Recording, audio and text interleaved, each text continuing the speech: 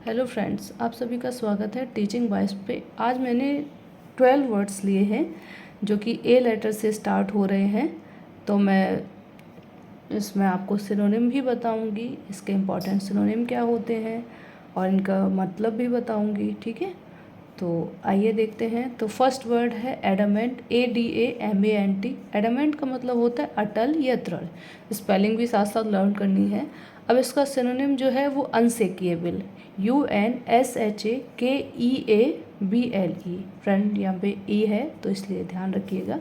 जैसे सेक की स्पेलिंग होती है ना SHAKE, तो उसी के आगे ABLE लगाना है। अगला है इमूवेबल। तो इमूवेबल स्पेलिंग क्या है? IMMOVABLE। इमूवेबल।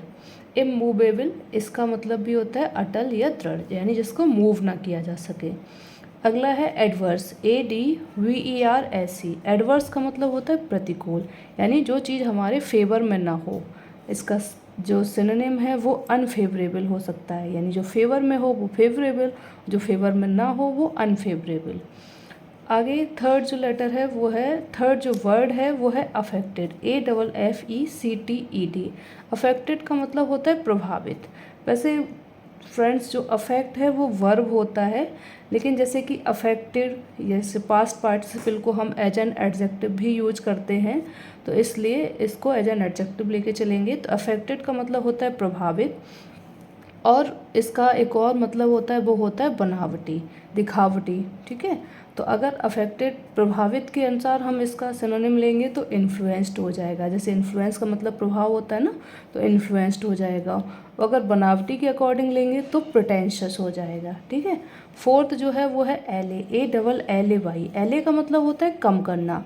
अगला इसका जो सिनोनिम है, जैसे कि किसी पेन को कम करना, कोई दर्द है उसको कम करना, तो उसमें इसके सिनोनिम हम सूद ले सकते हैं, रिलीव ले सकते हैं। अगला जो है वो है एले, ALLEY। एले, अब यहाँ पे फ्रेंड्स केवल ए और ई का डिफरेंस है, तो ये स्पेलिंग ध्यान रखिएगा। तो इसका एले का मतलब होता है गली, जिसको पासेज भी बोलते हैं। सिनोनिम इसका पासेज हो जाएगा। आगे है ALLY। एले इसका मतलब होता है सहयोगी, तो या इसको मिलाना, इसका सिनोनिम मर्ज हो जाएगा, MERGE। ओके। एलॉय, एलॉय का मतलब होता है मिश्र धातु, यानी जो एक दो के मिश्रण से बनी हुई हो। अब इसका जो सिनोनिम होगा वो फ्यूजन, FUSION। ठीक है, एक हो जाएगा मेल्ट, MELD। अगला जो वर्ड लिया है वो लिया है अकॉर्ड, ACCORD। अकॉर्ड का मतलब होता है मेल खाना। तो अब जैसे कि हमारे विचार किसी से मेल खाते हैं तो टू मैच, या जब हमारे विचार किसी से मेल खाते हैं तो हम उससे एग्री होते हैं, तो इसलिए इसका सिनोनिम टू एग्री विद भी हो जाएगा। ठीक है। Adulterate, ADULTERATE। एडल्ट्रेट का मतलब होता है मिलावट करना, तो इसका जो सिनोनिम है वो डिफाइल हो जाएगा, DEFILE। और डिग्रेड भी हो जाएगा, DEGRADE। ओके। आगे है एजिलिटी, AGILITY। एजिलिटी का मतलब होता है फुर्ती, और इसका जो सिनोनिम होगा वो क्या हो जाएगा? एलेक्रिटी, ALACRITY। एलेक्रिटी। एक और हो जाएगा प्रॉम्प्टीट्यूड, PROMPTITUDE। जैसे प्रॉम्प्ट बोलते हैं ना, प्रॉम्प्ट मतलब हम किसी चीज़ के लिए रेडी रहते हैं, तो उसी से बना हुआ है प्रॉम्प्टीट्यूड। आगे आ जाओ। आगे जो एट्थ वर्ड है वो है एडमोनिश, ADMONISH। एडमोनिश का मतलब होता है डांटना या फटकारना, तो इसका जो सिनोनिम होगा वो होगा रेप्रीमेंड, REPRIMAND। रेप्रीमेंड। ठीक है। एक और इसका होता है अपब्रेड।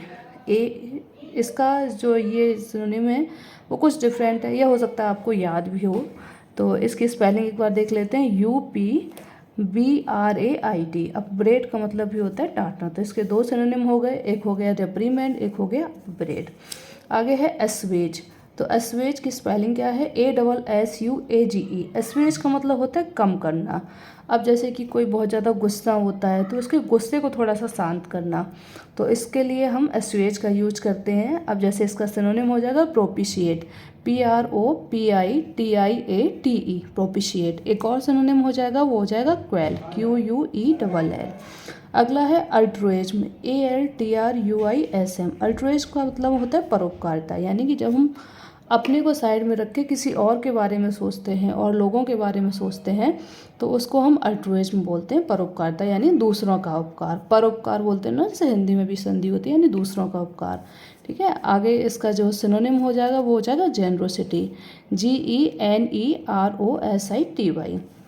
एक और सिनोनिम ले सकते हैं जैसे कि बेनीवोलेंस, तो BENEVOLENCE, एक और इसका सिनोनिम हो जाएगा।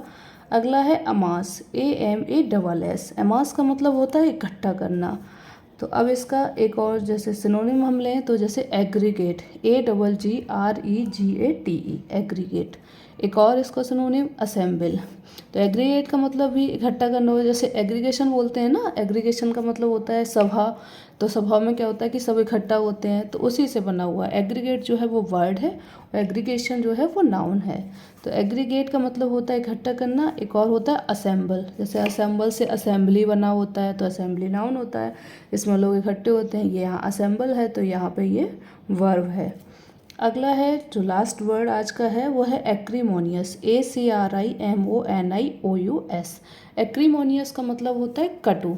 तो इसका एक और जो सिनोनिम हो जाएगा वो हो जाएगा विटर, BITTER, विटर। विटर का मतलब भी होता है कटु।